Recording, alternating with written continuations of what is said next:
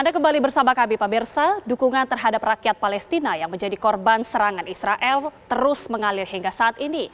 Salah satunya di sejumlah kota di Amerika Serikat. Dan sudah ada reporter TV One di New York, Yanri Subekti, siap dengan laporannya.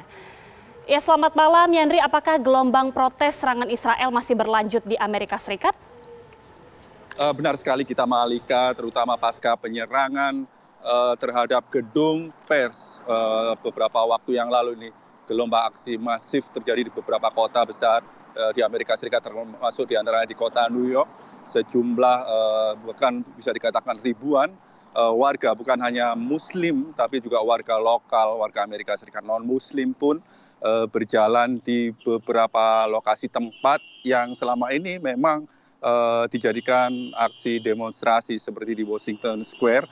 Mereka membawa tulisan-tulisan, slogan-slogan mensupport, mendukung perjuangan rakyat Palestina, membentangkan bendera, dan juga sebagian besar dari demonstran ini mengenakan selendang khas perjuangan rakyat Palestina.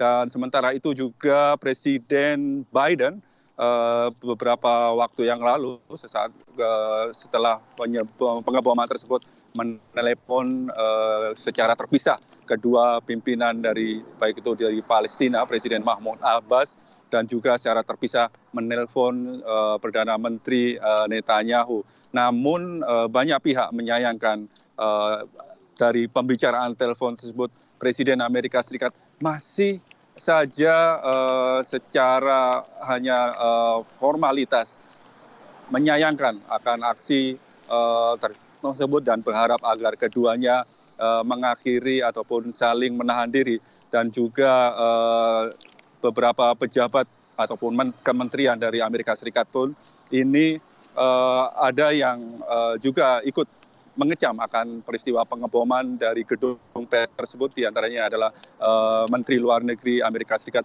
dan juga namun dari Menteri Pertahanan Amerika Serikat ini juga saat mengadakan hubungan telepon dengan mitranya Israel ini juga menyampaikan bahwa Israel memiliki hak juga untuk mempertahankan atau membela diri.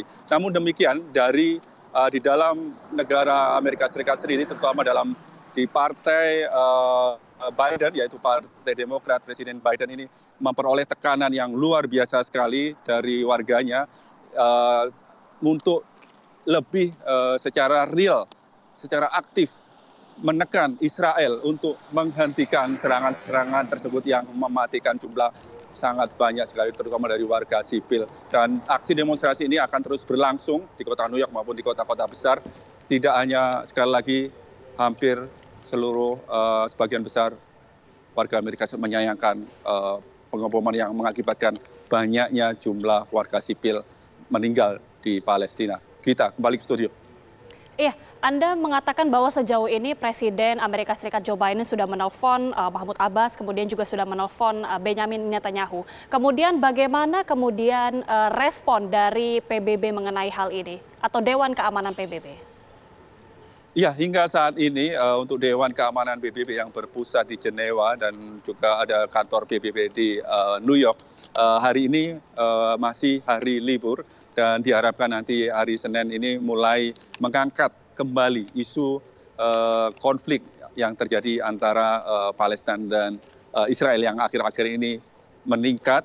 Dan untuk Amerika Serikat sendiri, tidak hanya warga sipil, juga politician ataupun pemimpin-pemimpin politik mengangkat isu-isu tersebut. Di antaranya ada yang menekan dan ada juga yang juga membela akan aksi serangan tersebut. Namun demikian, secara garis besar, isu konflik antara Israel dan Palestina akhir-akhir ini mendapat sorotan dan perhatian yang cukup besar di negara Paman Sam ini. Baik, kita akan nantikan bagaimana respon dari PBB dan juga aksi nyata dari pemerintah Amerika Serikat. Terima kasih Yanri Subekti, laporan langsung dari New York, Amerika Serikat.